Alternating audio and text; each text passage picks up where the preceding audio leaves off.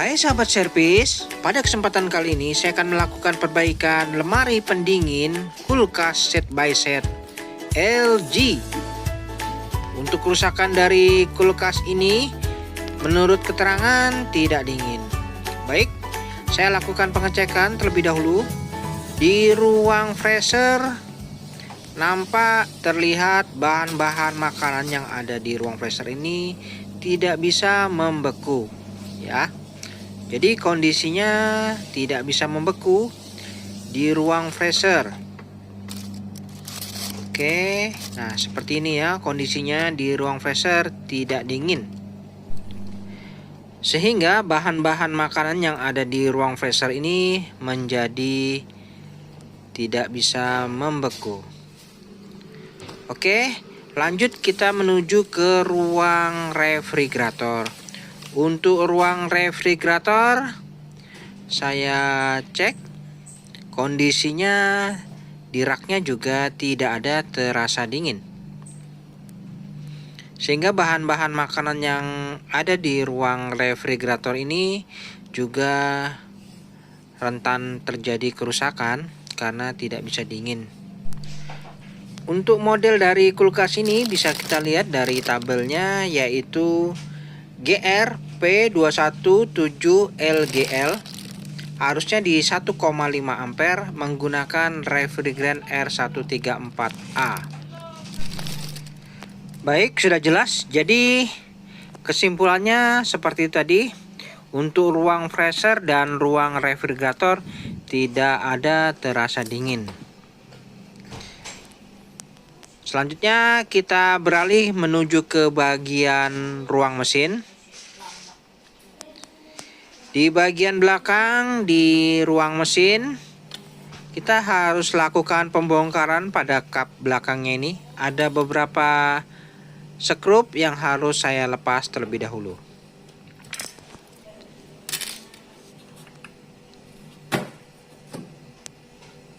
Oke, untuk kap penutup ruang mesin sudah saya lepas. Selanjutnya saya akan lakukan pengecekan di bagian pipa pres, apakah ada terasa panas atau tidak. Nah, seperti ini. Ini adalah kondensornya. Fan kondensor bekerja. Filter dryer saya raba tidak ada terasa hangat. Untuk pipa presnya saya raba tidak ada terasa panas. Oke, jadi seperti ini kondisinya. Untuk dapur pacunya menggunakan mesin kompresor LX110 LAJH yang kategorinya adalah sepertiga PK. Oke, kita akan lakukan pengukuran saat running ini berapa arusnya. Jadi untuk pipa baliknya tidak ada terasa dingin. Saya akan lakukan pengukuran arusnya saat running ini menunjukkan di 0,91 ampere. Nah, ini sudah dapat kesimpulan berarti ada kebocoran freon. Oke, saya cabut dulu sumbernya. Jadi kesimpulannya ada indikasi kebocoran freon karena arusnya hanya di 0,9 ampere. Untuk kebocoran entah itu di bagian kondensor atau di bagian pipa evaporator. Namun saya akan lakukan pengecekan terlebih dahulu di mana letak kebocorannya. Seperti biasa, saya akan buatkan lubang terlebih dahulu pada filter dryer. Kita akan lakukan pengecekan menggunakan sistem vakum untuk mengetahui di mana letak kebocoran freon ini. Jadi arus standarnya di nameplate harusnya di 1,5, namun setelah dilakukan pengukuran tidak sampai 1 ampere. Oke, saya akan buatkan lubang terlebih dahulu pada filter dryer. Seperti biasa, saya akan pastikan apakah ada kandungan freon yang keluar pada saat saya buatkan lubang.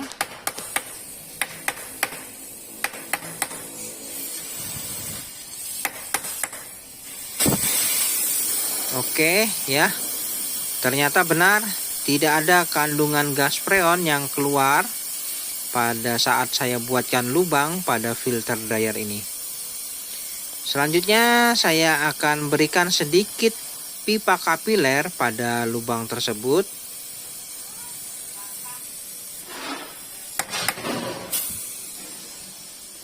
Oke, saya akan siapkan sedikit pipa kapiler yang akan saya masukkan di filter dryer ini. Kemudian nanti saya akan lakukan pemasangan pentil pengisian juga di jalur pengisian freon pada mesin kompresor.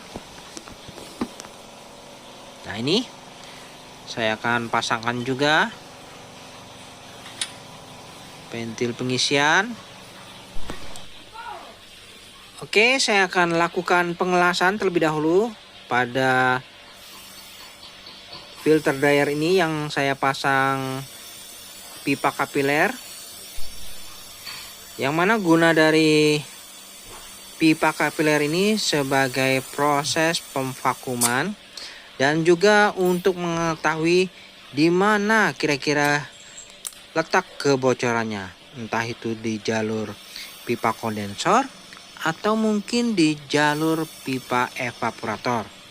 Cara sederhananya saya menggunakan metode ini dan saya rasa metode ini sangat efisien dan waktunya tidak memakan waktu yang lama. Jadi kita sudah bisa tahu di mana kira-kira letak kebocorannya.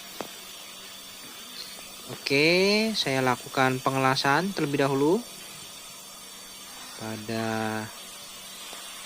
pipa kapiler yang saya tambahkan pada filter dryer. Nah, seperti ini.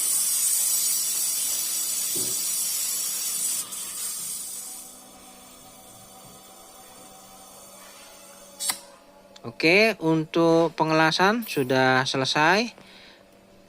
Langkah selanjutnya saya akan pasangkan pentil pengisian pada jalur pengisian pipa pengisian ini. Jadi kita akan langsung pasang saja untuk pentil pengisiannya pada mesin kompresor.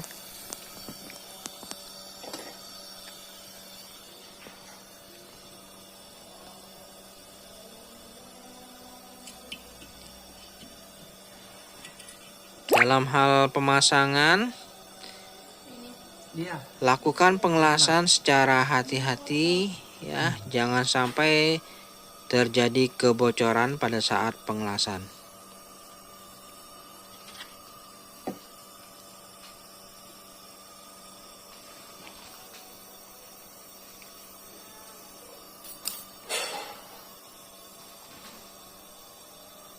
Oke, ini pemasangan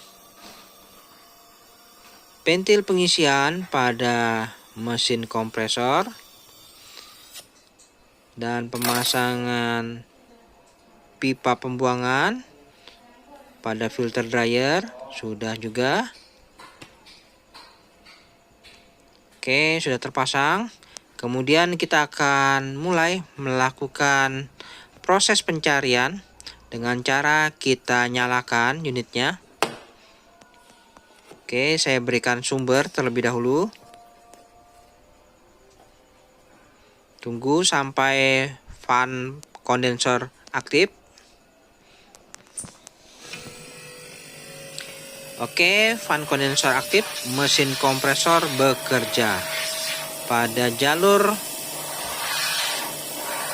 kapiler, terdapat udara yang keluar. Dan ini kita ukur dulu arusnya. Saat running ini berapa arusnya?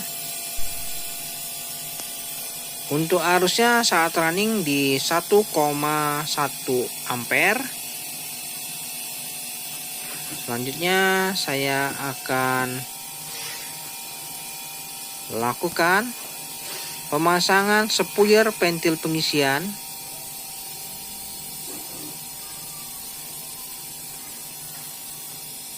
Oke, spuyer pentil pengisian saya pasang. Kita akan lakukan proses pencarian di mana letak kebocorannya. Saya siapkan manifold. Kemudian saya pasang selang manifold pada pentil pengisian. Oke. Pastikan kencang, jangan sampai ada yang kendor. Lalu untuk keran manifold kita buka, pastikan sirkulasi hisap berfungsi. Apabila keran manifold kita tutup, jarum manifold akan turun dan kita akan siapkan cairan metil atau 1000. Di sini udara masih menyembur keluar. Nah, ini cairan metil atau 1000 yang kita gunakan sebagai penunjuk di mana kira-kira letak kebocorannya. Caranya seperti ini. Apabila sudah tidak ada semburan udara yang keluar, kita bisa tuangkan cairan metil atau 1000 ini pada wadah tutupnya. Dan kita patokannya pada gelembung yang ada pada tutup botol ini. Di sini kita bisa analisa. Oke, biarkan saja proses pemantauan ini kurang lebih sekitar 10 atau 15 menit. Ya, jadi kita bisa tahu apakah gelembungnya ini berhenti atau tidak. Kita bisa tahu nanti di mana letak kebocorannya. Oke, kita amati mulai dari sekarang ya. Perhatikan baik-baik gelembungnya ini. Kita jadi patokannya dari gelembung udaranya ini.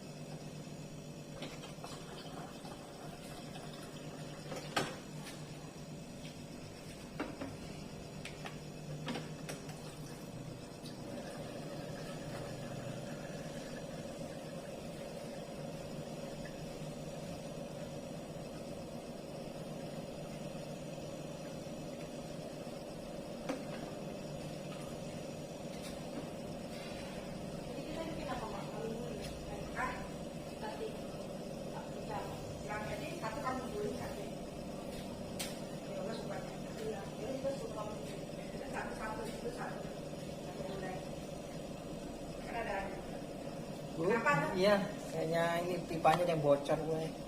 Ya, saya cari ini. Iya.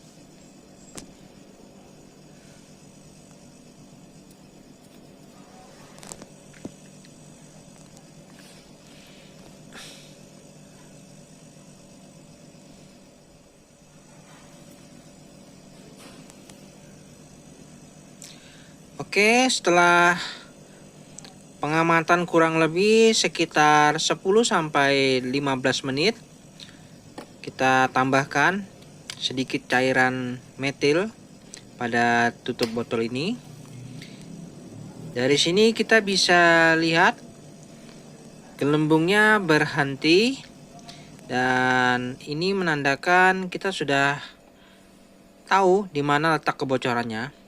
Apabila kita cabut sumbernya, maka cairan metil itu akan terhisap masuk menuju ke filter dryer. Oke, jadi 100% fix ini kebocoran pada jalur pipa kondensor. Untuk pipa kondensornya saya rasa di dalam bodi, jadi kita tidak bisa memperbaiki yang di dalam bodi. Jadi kita akan tambahkan kondensor eksternal saja. Saya siapkan kondensor dengan 10U. Saya rasa sudah cukup karena kondensor luar pada mesin kompresor ini kondisinya masih normal, tidak ada kebocoran. Oke, saya akan pasangkan terlebih dahulu kondensor eksternalnya ini pada unit. Baik, teman-teman, setelah saya pasang kondensor eksternal seperti ini, sedangkan kondensor fan pada unit masih saya fungsikan karena tidak ada kebocoran. Kemudian tinggal kita sambungkan jalurnya ini, yang untuk menuju ke filter dryer ini saya potong saja. Saya tidak lakukan pergantian filter dryer karena saya menganggap filter dryer ini masih layak pakai. Namun apabila teman-teman ingin mengganti tidak masalah ya. Kemudian untuk jalur kondensor body ini saya akan potong juga dan nanti akan saya sambungkan pada kondensor eksternal sebanyak 10 U.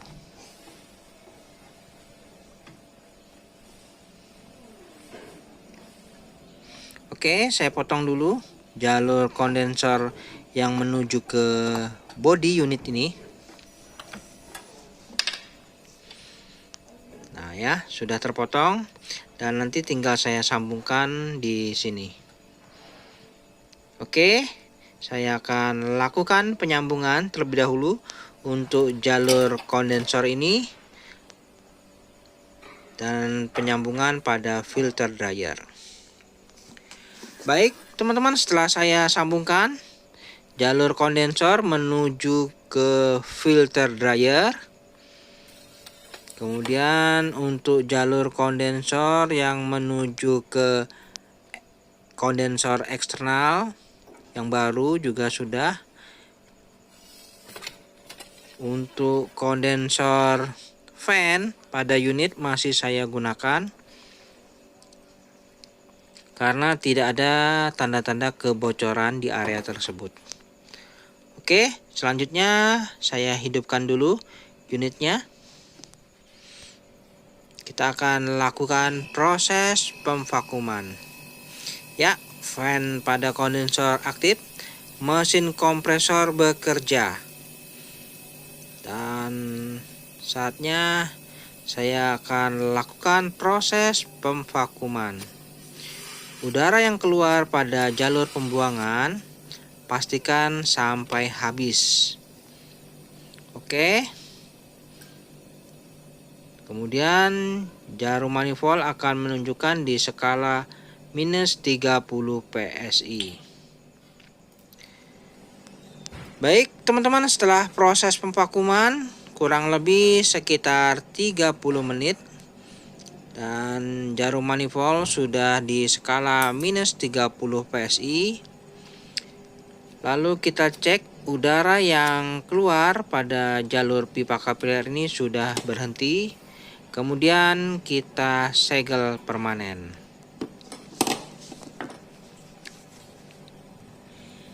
Oke, jadi untuk proses pemvakuman diperlukan kurang lebih 30 menit. Untuk melakukan proses pemvakuman, apabila memiliki mesin vakum, alangkah baiknya lebih bagus agar mendapatkan hasil yang maksimal bisa menggunakan mesin vakum. Oke, sudah tertutup rapat.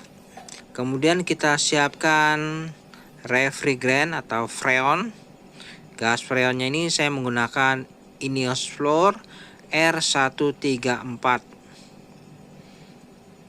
Oke, saya pasang dulu nih kerannya.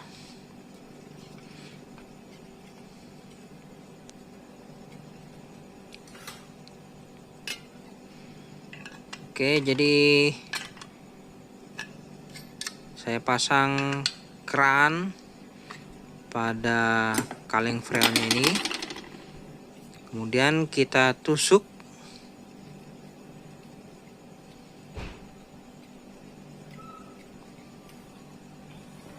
Oke, setelah itu kita pastikan apakah apabila keran kita buka, freon itu keluar ya.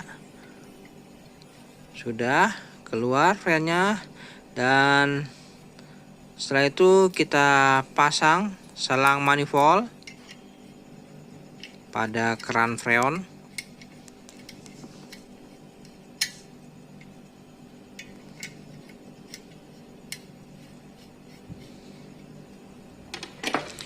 Oke, kita kencangkan ya, karena jangan sampai terjadi kebocoran sedikit. Lalu kita buka keran freon ini. Secara otomatis freon akan menekan menuju ke jarum manifold. Untuk itu kita harus buang udara yang terjebak pada selang manifold yang berwarna merah. Nah, ini kita buang dulu ya, jangan langsung dilakukan pengisian.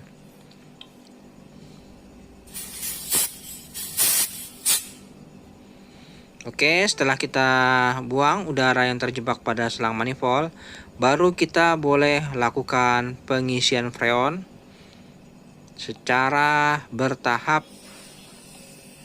Ya, kita lakukan pengisian gas freon.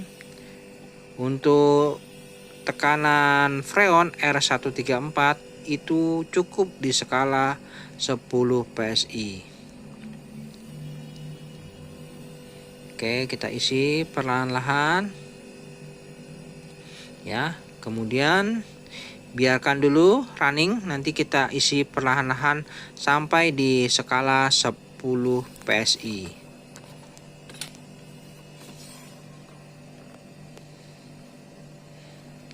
Oke, saat ini arusnya di 0,99 ampere, 0,97 ya, naik turun masih, tidak apa-apa, kita running dulu.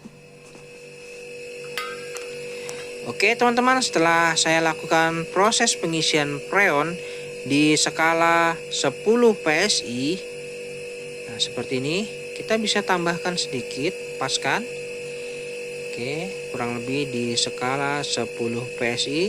Saya rasa sudah cukup ya tekanan di 10 PSI. Untuk arusnya kita sesuai dengan nameplate, yaitu di 1,5 ampere. Filter dryer saya rasa terasa hangat, mantap. Jadi untuk proses pengisian freon saya rasa sudah cukup di arus 1,52 ampere. Kemudian kita buka saja selang yang menuju ke ventil pengisian, baru kita tutup dengan penutupnya ini.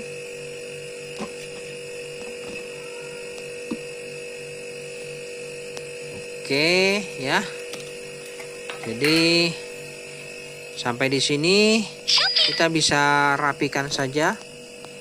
Kita tutup cupnya ini. Jadi untuk proses pengisian freon sudah selesai. Kita bisa lihat nanti hasilnya bagaimana. Oke, saya rapikan dulu ya tutupnya ini. Nah, seperti ini pemasangan kondensornya. Baik teman-teman, setelah saya rapikan, penampakan kondensor eksternal seperti ini. Saya tambahkan kondensornya dan terasa panas, mantap ya. Kita lihat ke bagian depan.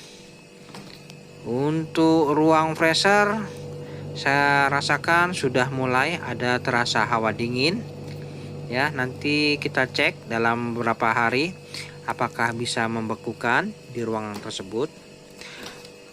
Untuk ruang refrigerator saya rasakan ada sudah mulai terasa dingin, namun kita bisa cek lagi nanti dalam beberapa hari.